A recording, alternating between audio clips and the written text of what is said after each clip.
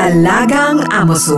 Associated Marine Officers and Seamen's Union of the Philippines. Ang programang para sa mga Filipino seafarers at kanilang pamilya. Maghahatid ng impormasyon, magbibigay ng inspirasyon, at tatalakay sa kanilang mga sitwasyon, kalagayan at iba pang mga pangangailangan. Alagang Amoso. Kasama si Camille Simbulan dito sa Radyo Pilipinas World Service. Magandang araw po sa lahat ng ating mga tagapakinig at lalo na sa ating mga ka-Amusup. Nandito naman po tayo sa Alagang Amusup, ang serbisyo publiko sa radyong hatid ng The Associated Marine Officers and Seamen's Union of the Philippines o Amusup at ng Radyo Pilipinas World Service. Sa ngalan ng ating program host na si Miss Camille Simbulan, kami po ang inyong host for today's episode. Ako po si Lara San Juan. At ako naman po si Shane Longtok. Sa programang ito ay pag-uusapan natin ang iba't ibang programs and welfare services ng Amusup para sa mga miyembro at kanilang mga dependents. At nag-feature din tayo dito ng mga natatanging marino na maaaring magbahagi ng kanilang journey at sea. Tayo rin po ay live sa Radyo Pilipinas World Service Facebook page, kaya shout out po to all the members and dependents of Amusup. Ayan. At dahil ilang araw na lang ay Pasko na, samahan nyo kami ni Shane sa ating special Christmas episode na may temang Ano ang kwentong alagang Amusup mo? Alagang Amoso. Dito sa Radyo Pilipinas World Service. Noong mga nakaraang linggo, nagpa-contest tayo kung saan magbabahagi yung mga members and dependents of Amusup ng kanilang mga inspiring stories.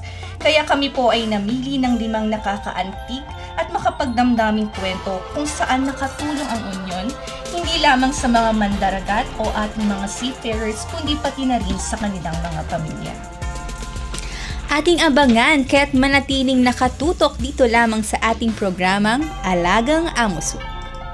Walang maiiwan kasama nyo kahit saan dahil pamilya tayo dito. Alagang Amoso. Sa Radyo Pilipinas World Service. Kaya hindi na tayo magpapatumpik-tumpik pa, simulan na natin ang ating kwentuhan. Narito ang unang kwento mula sa seafarer wife na si Mrs. Razel Reyes at ng super adorable Amusup baby na si Baby Rosh.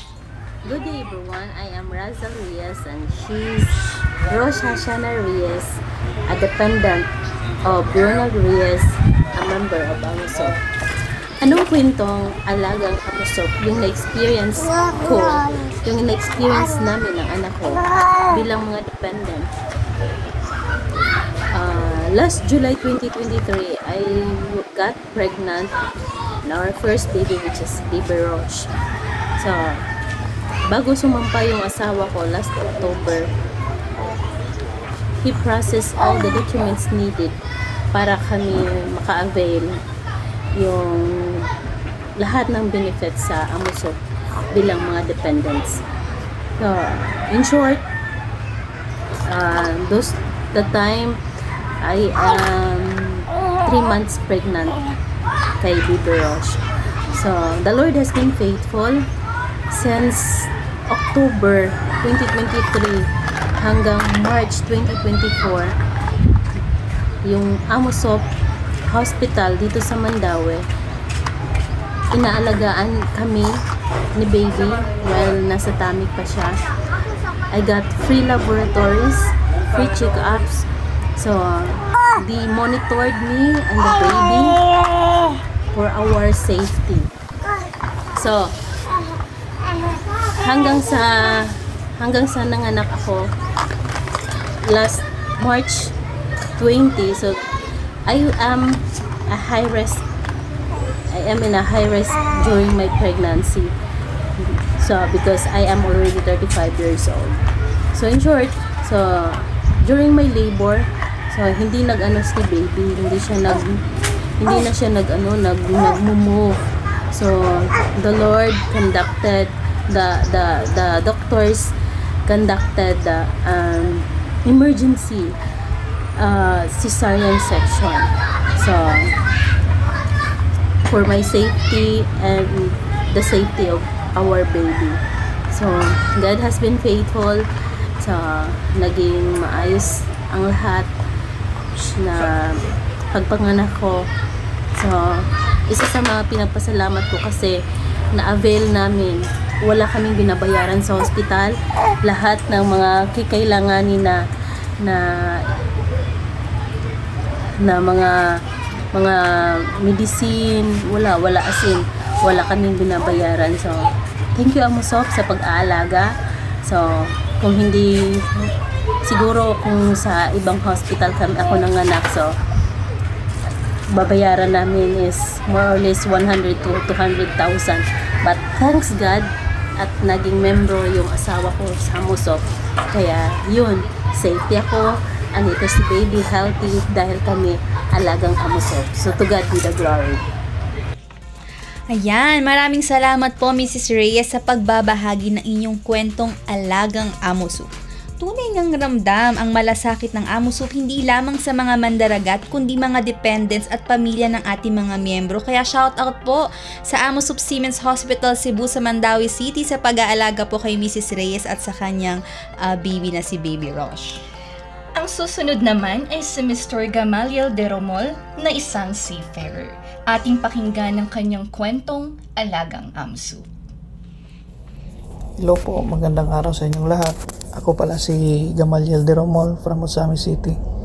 Ito pala yung kwentong alagang Amusop ko po. Way back 2018, napinding po ako sa medical ko po dahil may multiple polyp sa gallbladder ko which is need to undergo surgery. That time, 5 months na po akong nakabakasyon at wala na rin pong pera dahil yung ipon ko po nawala dahil sa online investment at na-scam po. At hindi ko po kayang bayaran yung operation kasi sobrang mahal. Buti na lang nandyan yung Amusop, kaya nung time na yun pumunta ako agad sa Amusop Cebu kasi malapit na rin ako mabutan ng expiration ng Amusop ko. At that time pagpunta ko dun sa Cebu, magpa-appointment sana ako, kaso lang out of town po yung surgeon at makabalik pa ng mga ilang linggo which is maabutan po na expiration sa Amusop ko. Kaya nung time na yun, parang nag-alala ako na baka hindi ako maoperahan.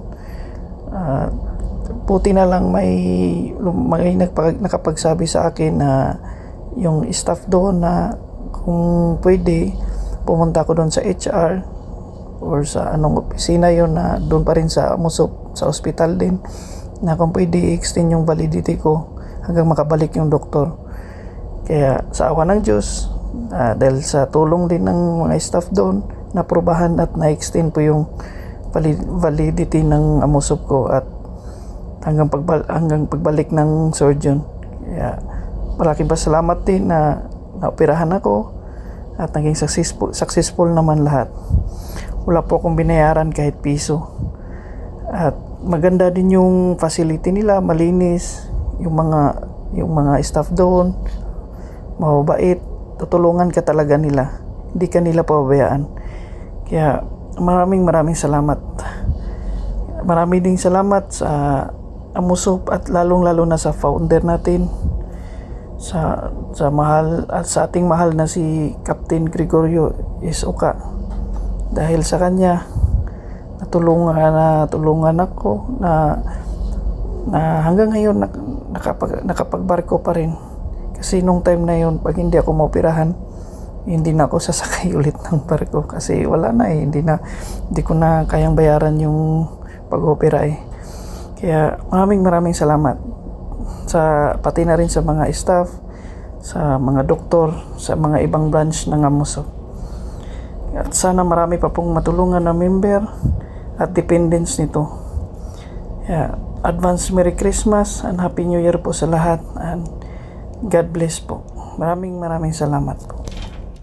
Ayan, Mr. De Romol, maraming salamat for sharing your alagang Amusop story. Di ba Lara, nakakabilib talaga kung paanong alagaan ng ating union, ang ating mga miyembro at ng kanilang mga dependents. Yes, tama ka Shanshi, no? Lalo na sa panahon ng kanilang kagipitan. Ngayon naman, pakinggan natin ang kwento ni Mrs. May Anisita na isang dependent at asawa ng seafarer na magbabahagi ng kwentong alagang Amusop tungkol sa kanilang 10-month-old baby. Magandang araw po. Ako po ay si May Anisita, beneficiary po ni Ian Lloyd Anisita. Ang aming kwentong alagang amuso po ay nangyari last October 27, 2024 po sa baby girl namin na which is 10 months old. Akala po namin she have a simple allergy lang po, which is pina-check up po namin sa pedya at niresitahan po siya ng mga gamot for allergy and antibiotic kasi po nakitaan na po siya ng mga small blister po sa kamay. After 2 days po na pinaiinom po siya namin ng gamot na nireseta po ng pedya, parang lumala po yung nangyari sa kanya. Ang dami na pong redness sa mukha, sa leeg at sa half ng body niya at mainit na po. Doon po nag-decide kami na magpa second opinion po sa ibang pedya para po ma-check kung ano nga po talaga ang nangyari. And then pagdating po namin sa pedya noong October 29, mga 1 PM po, nakita po ng doktor yung status po ng baby po namin. He decided po na i-admit na po yung baby namin pa kasi po nakita na po niya yung symptoms po ng SSS syndrome which is Staphylococcus scalded skin. Dumating po kami ng Amusop po ng 5 PM. Amusop Iloilo po kasi galing pa po kami ng Guimaras. And after that po, tiningnan po nila yung case ng baby po namin. And mga 6:30 or 6:45 po, for admission na po kami. Nag-process po kami ng papers ng baby po namin para po mai-admit po. Ito po yung time na kinukuhanan po siya ng dugo for laboratories niya po at blood culture para malaman po yung if may mga bacterial growth po.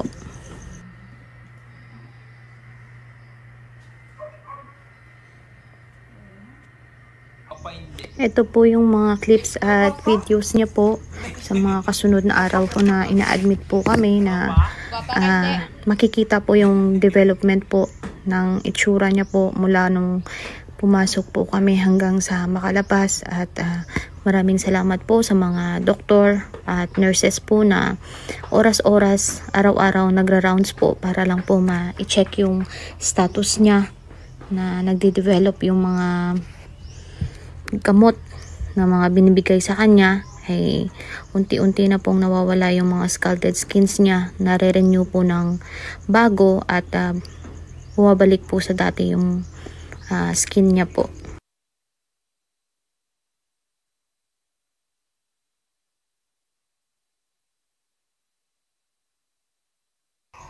Ito po yung ika-5th day po namin na kinukuhanan po siya ulit ng dugo para sa lab po again.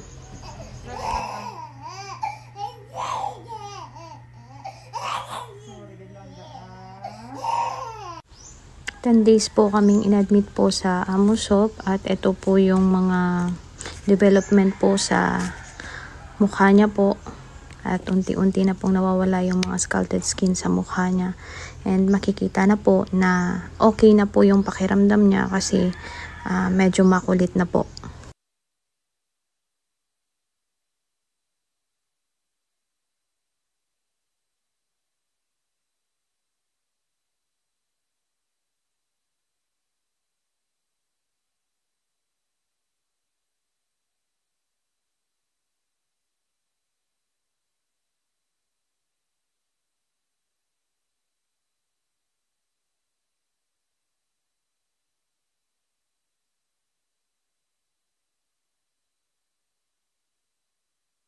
Discharge Day. Sa ngayon po, she's a well baby na po and thank you po sa Amusop dahil ni Piso wala po kaming binayaran. Merry Christmas po!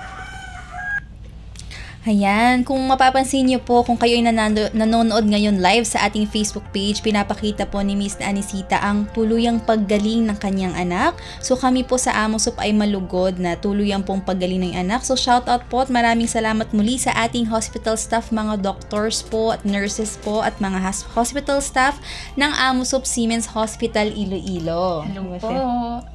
Ayan, nakakatuwa pakinggan at mapanood na pati ang pamilya ng ating mga miyembro ay naaabot ng tulong ng Amusop.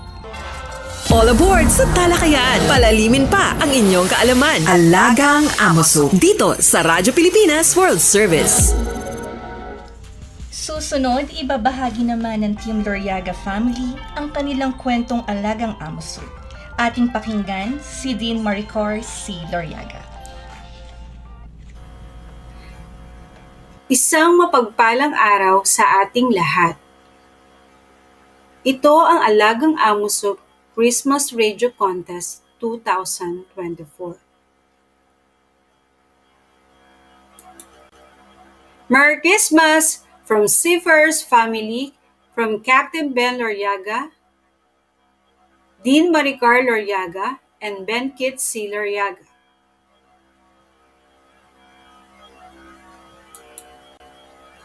Ano ang kwentong Alagang Amusok mo? By Team Loriaga Family. Kami ang Team Loriaga Family, binubuo kami ng aming magaling, matalino at mapagmahal na haligi ng aming tahanan, si Captain Ben Loriaga Jr. at ako po si Ginang Dean Maricar C. Loriaga. Ang aming nag-iisang anak na si Ben Kit Loriaga ay isang mahusay na defensive player ng Mapua University Basketball Junior Student Athlete number 19. Ang mahusay na kalusugan ay mahalaga sa isang tao, lalo na sa isang pamilyang marino. Ito ang aming larawan at ito ang aming kwentong Alagang Amusok. Taong 2005, nang ganap na maging member ang aking butihing marino, may pagmamalaki ko ang unang katangian ay lahat ng PEME or Pre-Employment Medical Check-ups, laboratory niya ay inaasikaso ng Amusok Hospital. Dahil sa Alagang Amusok, nakakasakay ng barko ang aking marino nang walang alalahanin. Dahil naaalagaan ang kanyang kalusugan. Ang serbisyong pangkalusugan ay malaking tulong para mapanatili ang maayos na kalusugan ng isang marino. Alam natin na kasama ang mahusay na kalusugan para mapanatili ang career, growth, and development ng isang seafarer. Salamat sa Alagang Amusok dahil sa pribilehiyo ng aming butihing marino at dahil sa kanyang profesyon, cover na ang health services ng buong pamilya. Malaking tulong at tipid ang serbisyong medikal, dental ng Amusok Hospital at ibang Alagang Amusok. Ang pangalawang katangian ng Alagang Amusok ay ang pagkakaroon ng mga mahusay at magigiting na specialist doctor, isa na sa OB/GYN Department. Dito inaalagaan ang aking buong kalusugan bilang isang may bahay ng isang marino. Isa pa sa maaasahan natin ay ang dental department. Ang kanilang dentista ay magaling, mahusay at handang ipaliwanag ang mga procedures na kailangan gawin at nagpapasalamat kami sa services dahil sa maayos na teeth root canal treatment ng anak ko na basketball player na hindi na siya nahihirapan sa paglalaro ng basketball dahil sa maayos na dental services and restoration.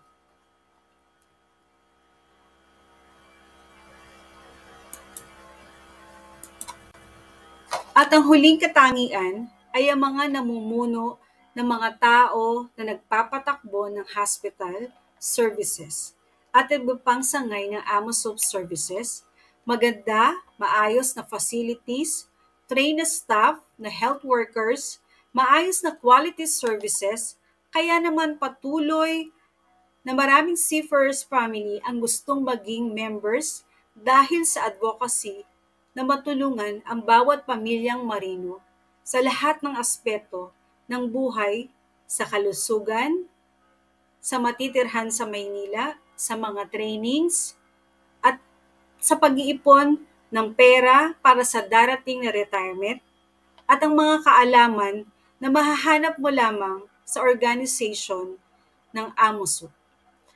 Muli, mabuhay at pagpalain ang Alagang Amusok. Ito ang Team Loriaga Family.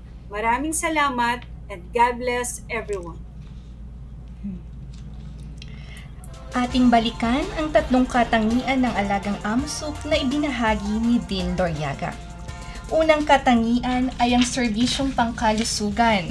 Ang ating mga seafarers ay nakakakuha ng libreng PEME o Pre-Employment Medical Examination sa Seamen's Hospital.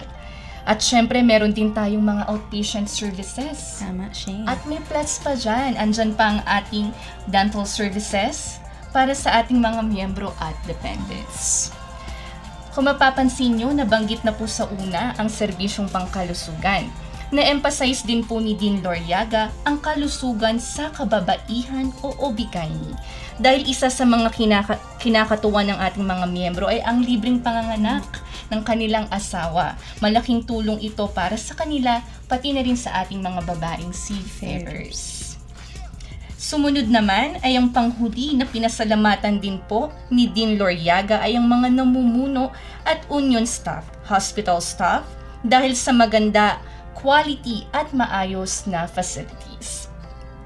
Maraming salamat po kay Dean Loriaga sa pagbabahagi ng inyong kwentong alagang amusok. Talaga namang napakaganda at napaka-inspiring ng kanyang kwento. At deserve niya ang 5,000 pesos. Tamang-tama, pang Noche Buena. Yes. Paskong Pasko. Ngayon naman, panghuli, ngunit hindi magpapahuli. Narito ang kwento ni Juan Carlos Soriano, isang alumnus ng Maritime Academy of Asia and the Pacific o MAAP, na ikukwento ang kanyang maritime cadet journey at ang suporta ng Amusub sa kanya.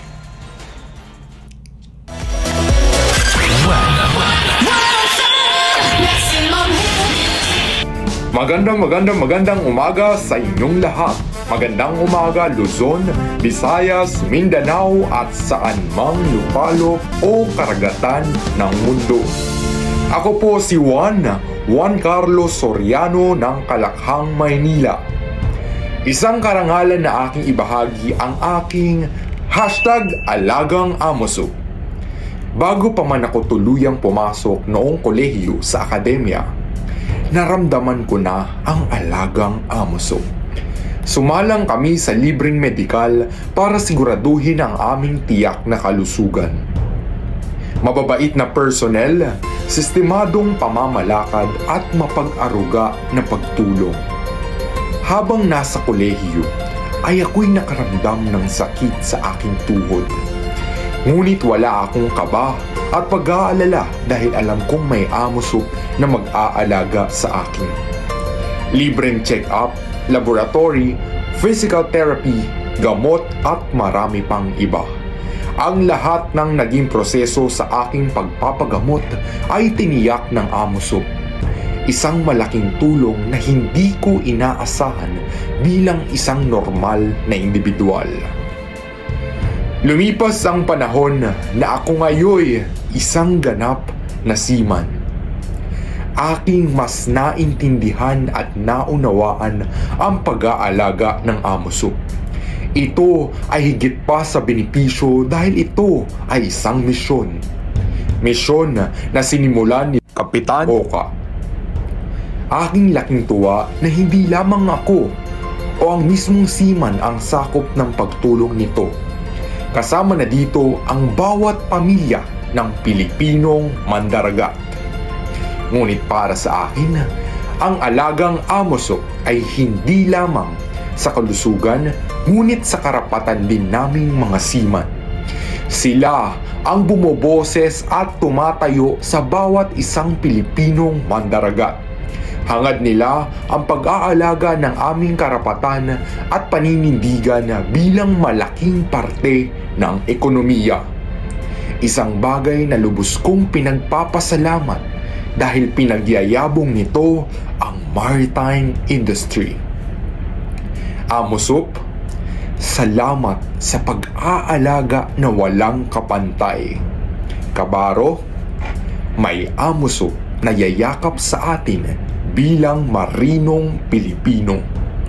Ikaw at ako ang patunay. Ikaw, ako, tayo ay amusok. Ako po ang inyong lingkod, Juan, na nagpapaalala na sa amusok, tayo ang number one.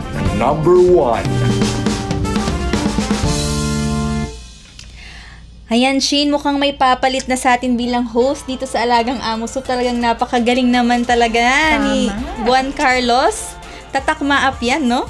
Maraming salamat, Juan Carlos Soriano, sa pagbabahagi niyang kwentong Alagang Amo Soup.